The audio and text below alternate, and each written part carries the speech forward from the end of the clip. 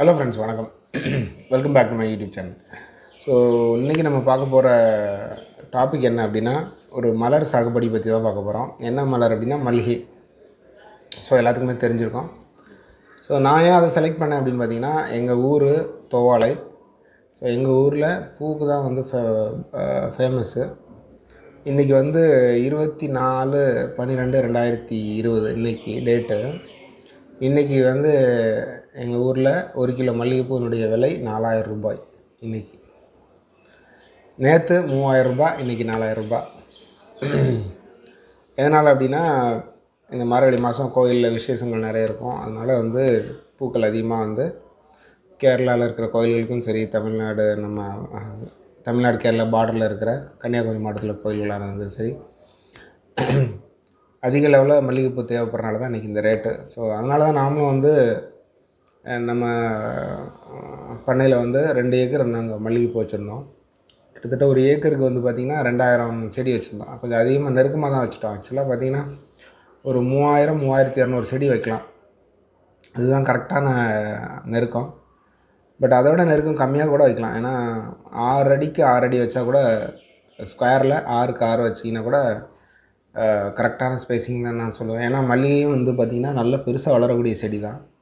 நம்ம அதை எப்படி வளர்க்குறோங்கிறத பொறுத்து தான் அது ஈல்டு கொடுக்கும். ஸோ நாங்கள் வந்து பார்த்திங்கன்னா எந்த கெமிக்கல் உரமுமே போடாமல் தான் வச்சுருந்தோம்.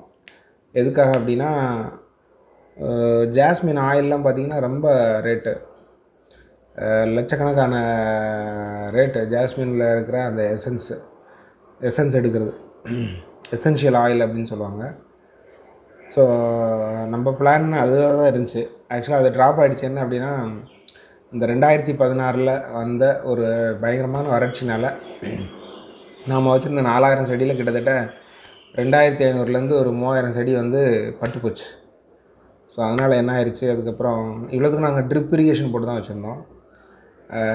கிணத்துல வந்து ரொம்ப தண்ணி சுத்தமாக ட்ரை ஆகிடுச்சு. ஸோ குடிக்கிறதுக்கே தண்ணி வந்து விலைக்கு வாங்குகிற நிலைமைக்கு போனதுனால நாங்கள் வச்சுருந்த நாட்டு மாடுகள், அதுக்கப்புறமா வந்து இந்த செடிகளுக்கெல்லாம் தண்ணி கொடுக்க முடியாமல் எல்லாமே பட்டு போகிற நிலைமைக்கு போயிடுச்சு. அதுதான் நாங்கள் வந்து ஃபஸ்ட்டு சந்தித்த பெரிய ஒரு ட்ராபேக் விவசாயத்தில்.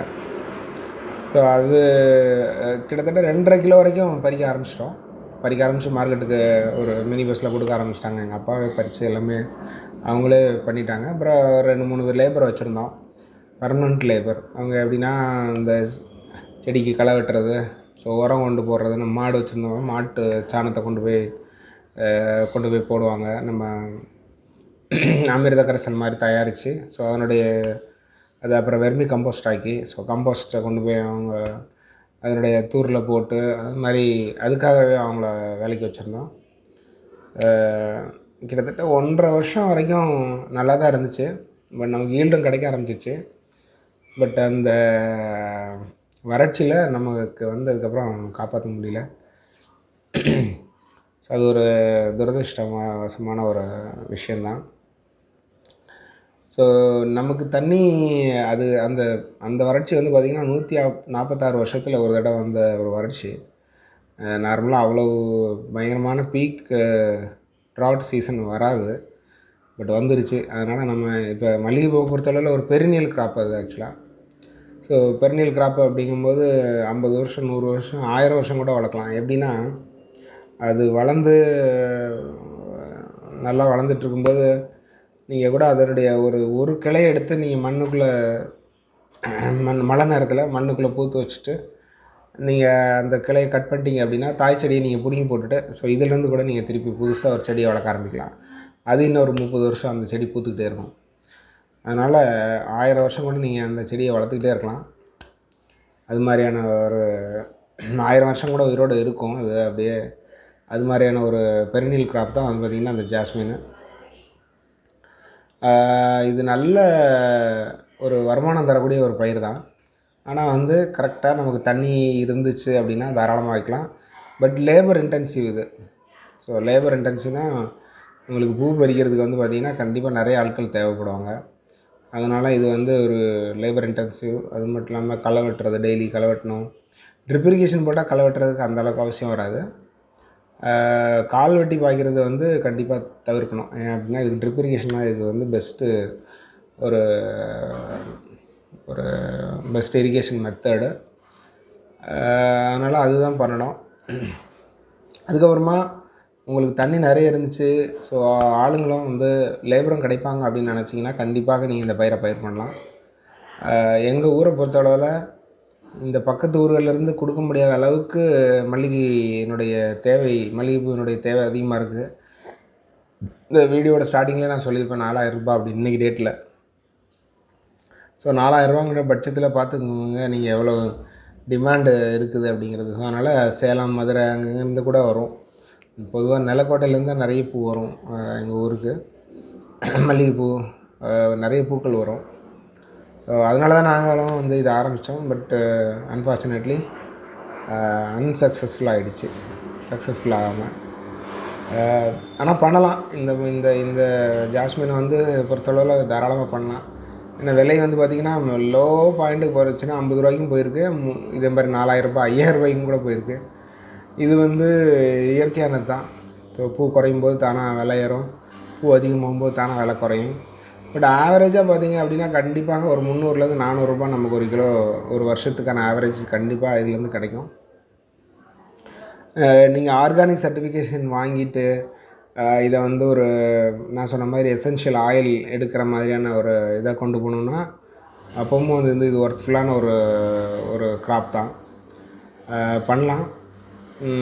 இது எங்கே நல்லா வரும் அப்படின்னு பார்த்திங்கன்னா வார்ம் சம்மர், அதாவது அதிகப்படியான வெயில் இருக்கிற ஏரியாவில் வந்து நல்லா பூக்கும் மல்லிகைப்பூ.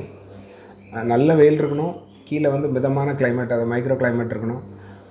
ஒரு 4 நாளைக்கு ஒரு தடவை தண்ணி கொடுத்தா கூட போதும்.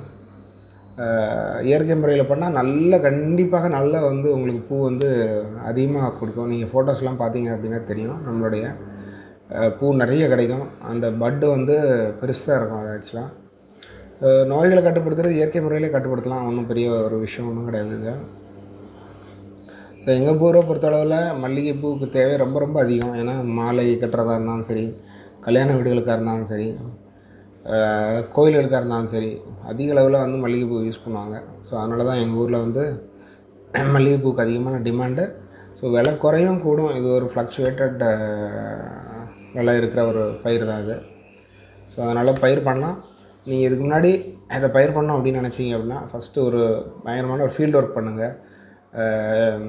உங்கள் ஏரியாவில் இதனுடைய தேவை எவ்வளோ இருக்குது, உங்கள் ஏரியாவில் இருக்கிற மார்க்கெட்டுக்கு எப்படி இதை கொண்டு போகிறது, ஸோ நான் சொன்ன மாதிரி எசென்ஷியல் ஆயில் பண்ணுறதுக்கான வாய்ப்பு இருக்குதா, இந்த மாதிரியான நிறைய யோசனைகளை ஃபீல்டு ஒர்க் பண்ணிக்கிட்டு அதுக்கப்புறமா இதை நீங்கள் ட்ரை பண்ணலாம். லேபர் கிடைப்பாங்களா பூ பறிக்கிறதுக்கு, இந்த மாதிரி எல்லா விஷயங்களையும் நீங்கள் யோசிச்சுட்டு பண்ணீங்க அப்படின்னா தாராளமாக நீங்கள் மல்லிகை பயிர் பண்ணலாம். ஸோ இந்த வீடியோ மல்லிகை பயிரை பற்றியும் நம்ம பண்ணையில் நம்ம என்ன பண்ணோம் அப்படிங்கிறத பற்றி சொல்கிறதுக்காக தான் இந்த வீடியோ. இந்த வீடியோ பார்த்ததுக்கு ரொம்ப நன்றி. இதே மாதிரி இன்னொரு வீடியோ நம்ம மீட் பண்ணலாம். நன்றி, வணக்கம்.